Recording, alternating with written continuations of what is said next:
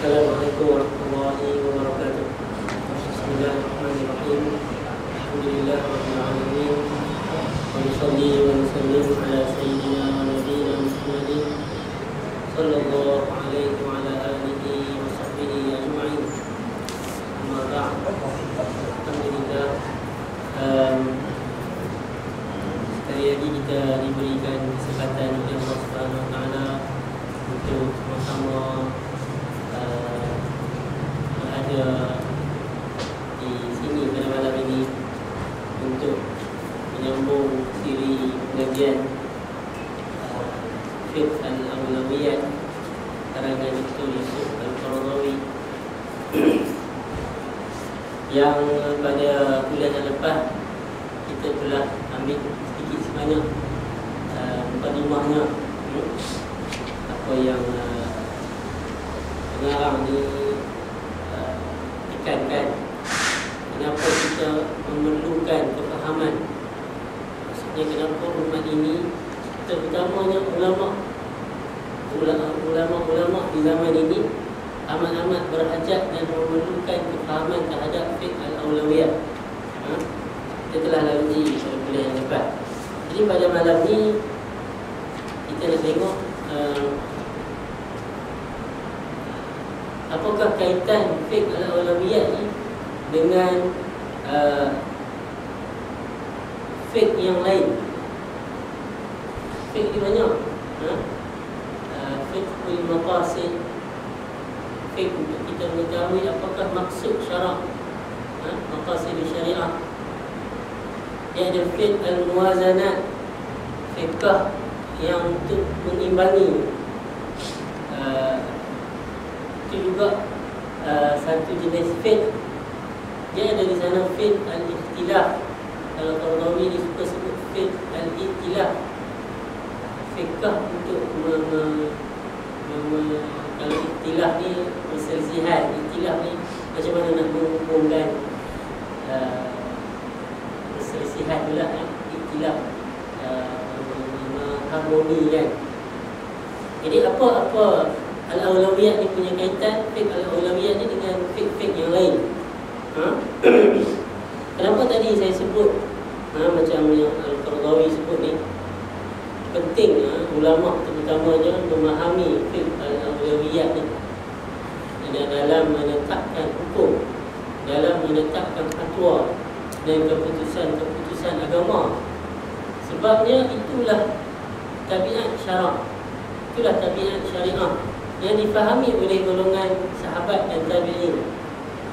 Dia tidak melihat apakah kata-kata Nabi tersebut itu sekadar luaran teks,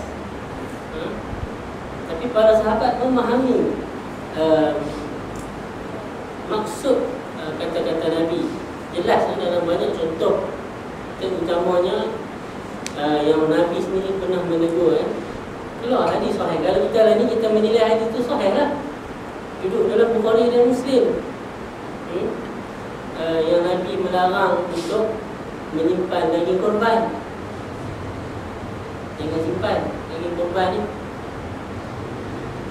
Dulu kalau nak simpan daging korban, ada petik air kan, dia simpan ni, dia cara dia simpan, dia keringkan dengan garam macam kita buat kering kan. Jadi baik tahu yang lepas-lepas tu pula Nabi tanya mana daging korban. Dah lepas kan korban, kami perhabis lah, dah tak pergi simpan. Nabi kata yang aku tak bagi simpan tu sebab di dafah, pada maksudnya pada waktu itu musim kemarau, musim orang lapang kan. Kalau kau simpan, tak ada lah bagi layan bagi kat orang Badui yang luar ni nak main ke Madinah ni, mengharapkan mereka dapat makanan lah daripada orang-orang di Madinah. Jadi Nabi tak pergi simpan, Nabi semua jamu bagi orang makan.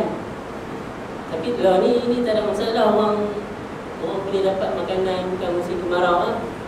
Jadi di situ maksud hadis, maksud hadis. Contohnya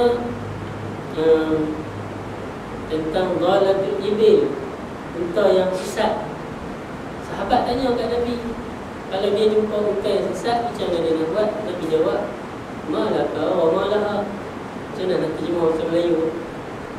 Tak ada kaitan hang dengan unta tu, tak ada masalah. Unta tu dia boleh survive. Unta ni kan duduk pada pasir, dia boleh hidup. Sebab minum dia tak minum pun tak ada masalah, sebab dia ada bekalan minuman. Binatang lain kalau sesat kat padang pasir ni, habislah mati lah. Tapi unta tak ada masalah. Ribut pasir atau panas pun dia boleh tanggung.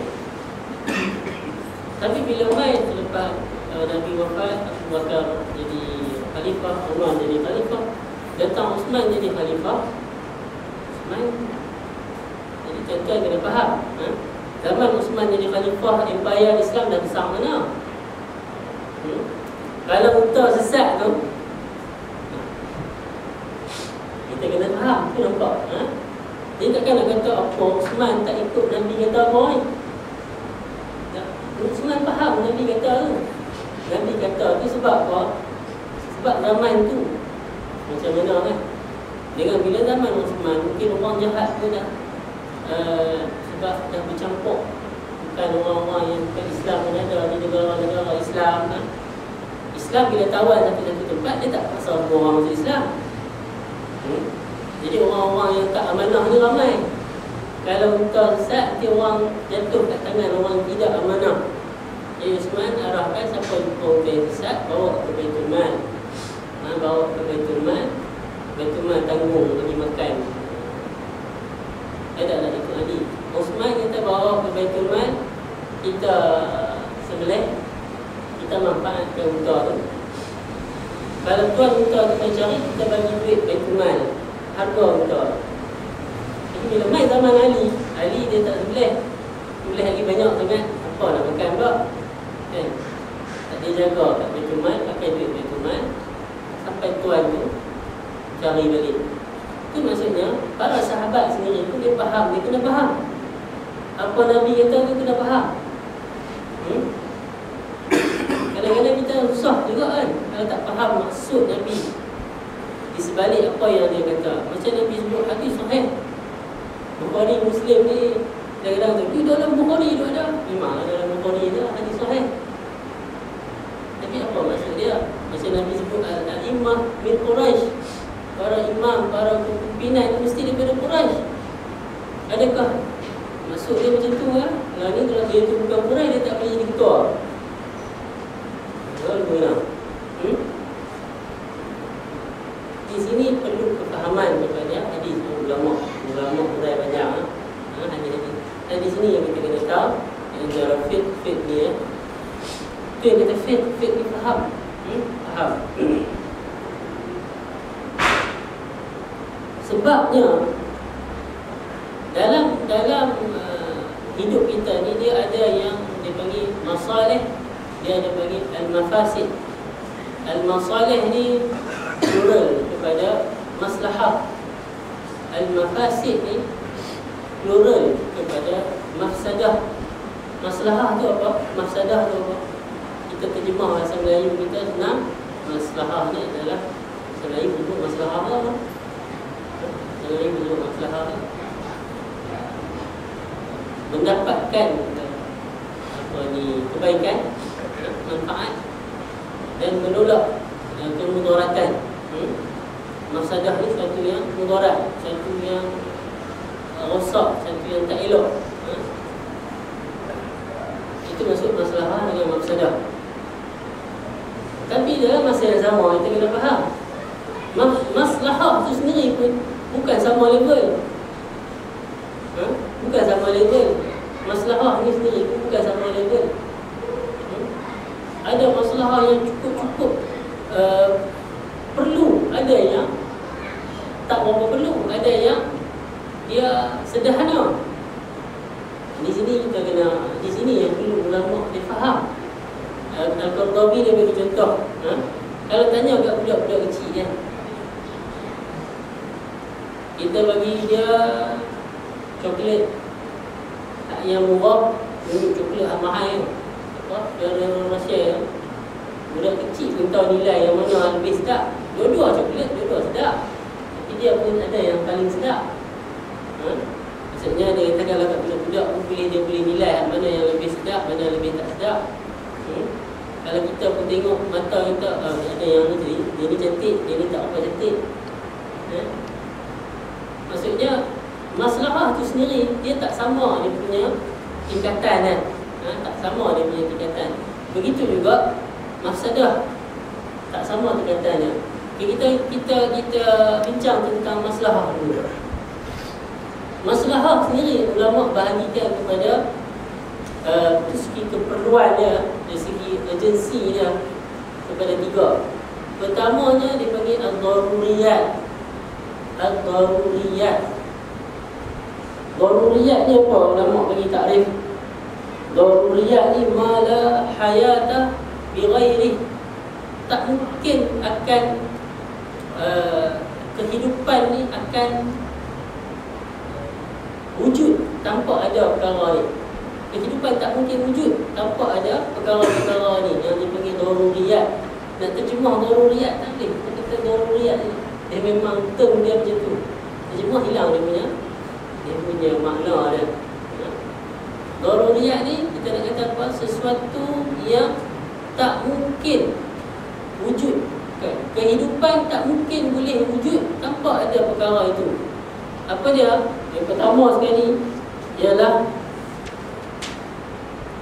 di agama. Agama. Tak mungkin kehidupan boleh wujud kalau tak ada agama. Itu paling penting. Agama paling perlu dalam hidup. Kita boleh bayangkan kalau kita lah ni kat Malaysia, kita tak ada agama. Mesti ikut kepala orang Indonesia. Mesti ikut kepala Indonesia. Tak mungkin, tak mungkin. Agama ni dia datang untuk membuat sistem hidup. Yang kedua, nyawa. Nyawa benda penting kan. Tak nyawa tak hidup lah kan. Ketiga, keturunan. Apa keturunan itu penting? Kita cuba bayang belah-belah negara Eropah. Belah ni dia buat statistik akan berapa puluh tahun lagi dia akan pupus kalau dia tak jaga keturunan institusi keluarga. Kalau orang perempuan dah tak mau anak, orang lelaki dengan perempuan tak mau kahwin, tak mau ada komitmen. Kalau ada anak buat anak zina,